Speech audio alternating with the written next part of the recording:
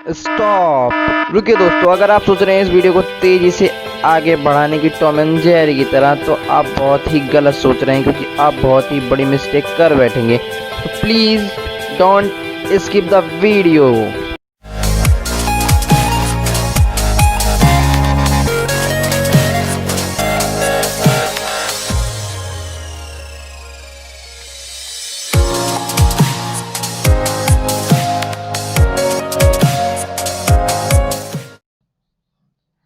मेरे प्रिय भाइयों और बहनों, सखियों और सखाओं, मेरे प्रियजनों एवं मेरी वीडियो का आनंद लेने वाले और मुझे सुनने वाले श्रोतागणों को मेरा प्रेम पूर्ण नमस्कार।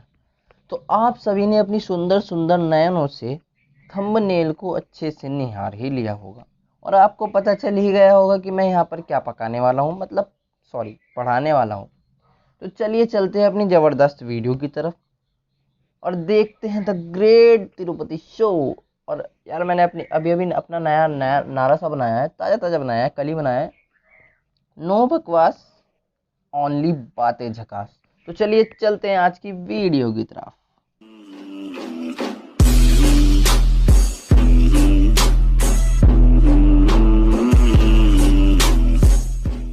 तो चलिए देखते हैं दोस्तों, क्या कहता है केंद्र शासित प्रदेशों एवं राज्यों का उद्भव, origin of union states and union territories and states. तो सबसे पहला पॉइंट इसमें आएगा हमारा देशी रियासतों का एकीकरण, integration of इंडिग्नेशियस princely states.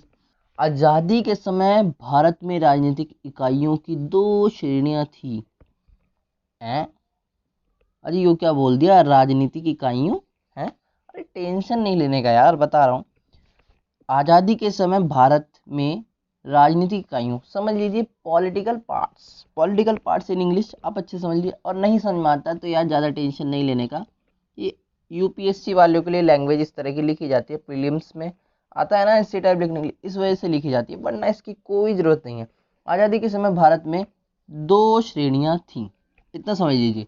British प्रांत जो ब्रिटिश शासन के अंतर्गत थे, यानी कि ब्रिटिशों के अधीन थे, और देशी रियासतें जो राजा के शासन के अधीन थी, लेकिन ब्रिटिश राजशाही से संबंधित थी। ब्रिटिश राजशाही से संबंधित, इसका मतलब समझिए। ब्रिटिश राजशाही से संबंधित मतलब कि जो ब्रिटिश के अंडर में थी। मान लीजिए ब्रिटिश के अंडर में राजा बैठा है, कहने का मतलब है राजा शासन कर रहा है, लेकिन वहाँ का जो टैक्स था वो ब्रिटिश लोग वसूलते थे, तो उसे ब्रिटिश राजशाही से संबंधित यानी कि ब्रिटिश के अधीन जो है कहा जाता था। अब ये सब जो है मैंने इंग्लिश में लिखा है। At the time of independence of India had two categories of political units, British provinces and native princely states related to the British monarchy. और अभी आपका इस सब का मीनिंग मैं ऊपर बता चुका हूँ। अरे यार एक बार हिंदी ट्राई तो कीजिए, बहुत मस्त लैंग्वेज है, हिंदी में समझने की कोशिश कीजिए। अरे यार आप समझेंगे ना हिंदी को तो बहुत अच्छा फील आएगा, ठीक है ना। तो आज हिंदी में पढ़ाते हैं, इंग्लिश में आपको बोल देंगे, आपको दिखा देंगे, आप देख लेना, ठीक है ना। भारतीय स्वतंत्रता अधिनियम 1947, यानी कि under the act of independence of 1947 के अंतर्गत दो स्वतंत्र, समझ लेना, दो स्वतंत्र एवं पृथक प्रभुत्व वाले देश भारत और पाकिस्तान का निर्माण किया गया। अब ये क्या होता है भाई, स्वतंत्र और पृथक? स्वतंत्र और पृथक सीधी सी बात है। स्वतंत्र इंडिपेंडेंट, पृथक प्रभुत्व मतलब खुद का शासन, समझे ना। पृथक प्रभुत्व अपना खुद का शासन करने वाले भारत और पाकिस्तान, दो देशों का निर्माण किया गया, यानी कि किसी का भी कब्जा नहीं है, खुद प्रभुत्व है अपने आप में। और देशी रियासतों को तीन विकल्प दिए गए, भारत में शामिल हो, पाकिस्तान में शामिल हो, या स्वतंत्र रहें। अब भाई दो विकल्प, तीन विकल्प इन्हें दिए गए, या तो भारत में शामिल हो जाओ या भी पाकिस्तान में चले जाओ अपने बोरिया बिस्तर उठा के, वरना अपने पड़े रहो स्वतंत्र, है ना, ठीक है ना। अब ये इंग्लिश में लिखा हुआ है, आप अच्छे से इसको पढ़ लीजिएगा। हम अपने कॉन्सेप्ट की तरफ चलते हैं।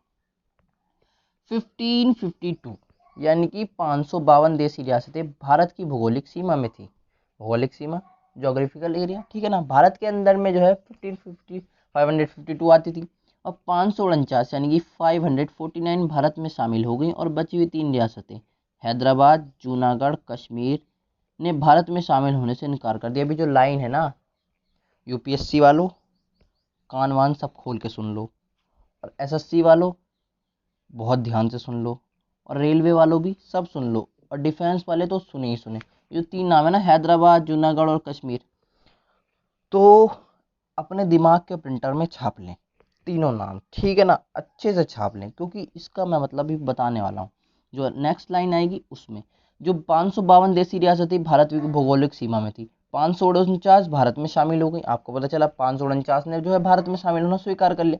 3 रियासतें बची, हैदराबाद, जूनागढ़ और कश्मीर, उन्होंने जो है भारत में इनकार करने से मना कर दिया, ठीक है ना। लेकिन कुछ समय बाद हैदराबाद को पुलिस कार्रवाई के द्वारा, ध्यान से सुन लो यूपीएससी वालों, प्रिंटर से छाप लो अपने दिमाग में, दिमाग की नसों में उतार लो, ठीक है ना। जूनागढ़ को जमानत के द्वारा एवं कश्मीर को विलय पत्र के द्वारा भारत में शामिल कर लिया गया। अब आपको समझ में आ रहा हो कुछ कुछ, अभी मैं पूरा क्लियर करता हूँ। देखिए ऐसा है, हैदराबाद और जो हमारी जो है ये हैदराबाद और क्या नाम कश्मीर और ये जूनागढ़ है ना, ऐसा है 50-50 है। पाकिस्तान की तरफ जो है मुस्लिम एरिया जा रहा था, हिंदुस्तान की तरफ जो है हिंदू एरिया आ रहा था। और हैदराबाद में 50% मोमडन्स, 15% जो है हमारे हिंदू थे। उसके बाद जूनागढ़ में भी यही हाल था और कश्मीर में भी यही हाल था। कश्मीर में मोमडन्स ज़्यादा थे, लेकिन उनका जो राजा था, राजा इंद्रदेव वर्मा, वो जो है श्रीमान हिंदू थे, तो उनको जो है भारत में शामिल होना था। तो उन्होंने एक विलय पत्र पर सिग्नेचर किया इंडिया के साथ और वो कश्मीर के साथ शामिल हो गए। जूनागढ़ को जनमत, जनमत मतलब वोटिंग, वोटिंग कराई गई, वोटिंग में इंडिया जीत गया तो इंडिया में जो है शामिल हो गए। उसके बाद आता हमारा हैदराबाद को पुलिस कार्रवाई। अब भाई लातों के भूत बातों से तो मानते नहीं, साले हैं तो साले बैली, तो उनको जो है ना जबरदस्ती पुलिस कार्रवाई के द्वारा घुसाया गया, समझे ना आप। तो चलिए देखते हैं आगे, आपको ये लाइन छाप लेनी है।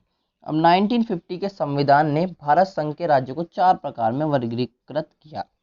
अब 4 प्रकार में जो है बांटा गया। 1950 के constitution classified class state of the union into 4 types. अब मैं आपको चारों टाइप बताता हूँ। भाग के जहाँ ब्रिटिश गवर्नर का शासन था, समझिए ना। Part A where the British governor rule, यहाँ पर ब्रिटिश गवर्नर का शासन था भाई, सीधे सीधे ब्रिटिश गवर्नर शासन करते थे। भाग है राज्य मंडल के साथ शाही शासन, राज्य विधानमंडल जो इलेक्शन में यूज होता है ना उसके साथ शाही शासन, शाही शासन भाई प्रिंसली स्टेट्स। और इसमें ब्रिटिश शासन के मुख्य आयुक्त का शासन एवं कुछ में शाही शासन। भाग्य में वो रखे गए जो वही ब्रिटिश के अंडर में आते थे शाही शासन, ठीक है ना, उनके मुख्य आयुक्त का शासन होता था। और ये एक हमारा भाग्य है। पार्ट 4 अंडमान एवं निकोबार द्वीप को अकेले भाग्य में रखा गया, यानी कि भाग्य है, यानी कि पार्ट डी जो है उसमें खाली अंडमान और निकोबार को हमारे रखा गया। अब मैं आपको दिखाता हूँ एक फोटो सा, उस फोटो को निहार लेना और बेटा दिमाग में छाप लेना, ठीक है ना। तो चलिए चलते हैं अपने फोटो की तरफ। अब मतलब ना आपकी स्क्रीन पर जो है एक सुंदर सा फोटो सा आ गया होगा। पहली बात उसमें लिखा है पार्ट ए। पार्ट ए यानी कि भाग ए में ब्रिटिश गवर्नर के शासन में जो थे वो सारी स्टेट्स आपको दी गई हैं। तो 9 स्टेट्स आपकी इसमें थी, नाम याद रख लीजिएगा। Assam, Bihar, Bombay, Madhya Pradesh, Madras, Orissa, Punjab, united province and west Bengal. तो यूपीएससी वाले बच्चे तो इसे एक बार फोटोकॉपी निकाल लें, दिमाग में ज़्यादा रटने की जरूरत नहीं है। एसएससी वालों को मैं नहीं कहूँगा ज़्यादा इस पर ध्यान दें, लेकिन सीजीएल वाले बच्चे फिर भी पढ़ लें, और रेलवे वाले ध्यान ना ही दे तो ही अच्छा है, और डिफेंस वाले भी ना ही दे तो ही अच्छा है। अब देखिए हमारे पार्ट बी में कौन कौन से आते हैं। हैदराबाद, जम्मू कश्मीर, सेंट्रल इंडिया, मैसूर, पटियाला, राजस्थान, सौराष्ट्र, ट्रेवनकोर, विंध्य प्रदेश, ये 9 स्टेट जो है पार्ट बी में आते हैं। उसके बाद हम चलते हैं पार्ट सी, जिसमें हमारा अजमेर, भोपाल, बिलासपुर, कूच बिहार, कुर्ग, दिल्ली, हिमाचल प्रदेश, कच्छ, मणिपुर, त्रिपुरा, ये 10 देश आते हैं। और भाग्य में आपको पता है अंडमान एवं निकोबार द्वीप। ये आपके जो है पूरी लिस्ट है स्टेट्स की, ठीक है ना।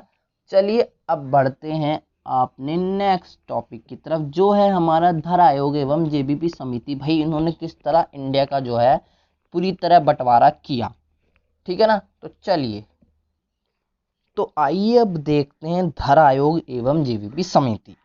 अब देखो धर आयोग और जेबीपी समिति दो तरह के, एक धर आयोग का मतलब कमीशन है ना, धर कमीशन, और जेबीपी कमेटी इंग्लिश में।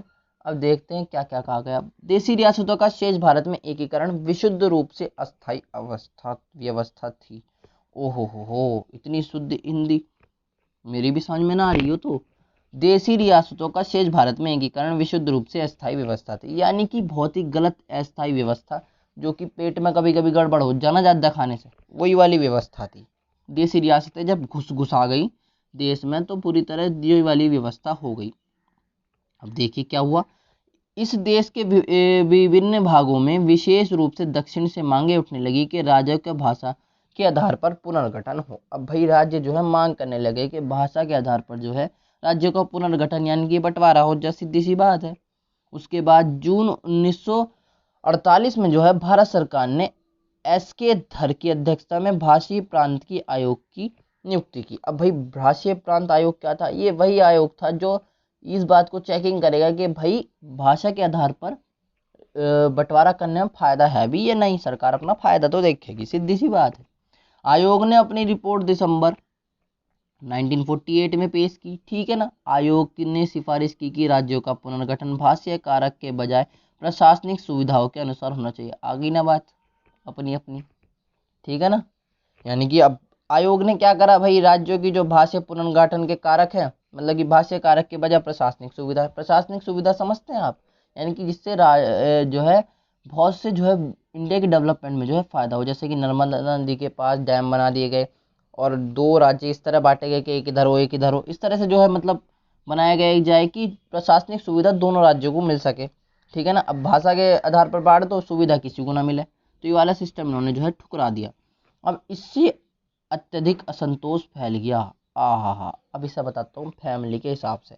आपकी फैमिली में बहुत से मेंबर्स हैं, आप अपने आप को ले लीजिए। पिताजी आपकी पसंद की सैंडल नहीं लाए, ठीक है ना। सैंडल समझ रहे ना आप, लड़कियां तो अच्छे से समझ रही होंगी।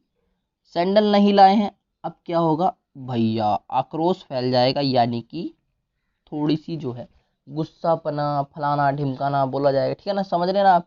पसंद नहीं आएगा भाई, आक्रोश फैल जाएगा। आप क्या कहेंगे कि अब जो है नया जो है आपको खरीदवा देंगे पिताजी, इससे ज़्यादा और क्या कहेंगे, ठीक है ना। भाषीय कारक के बजाय प्रशासनिक सुविधा।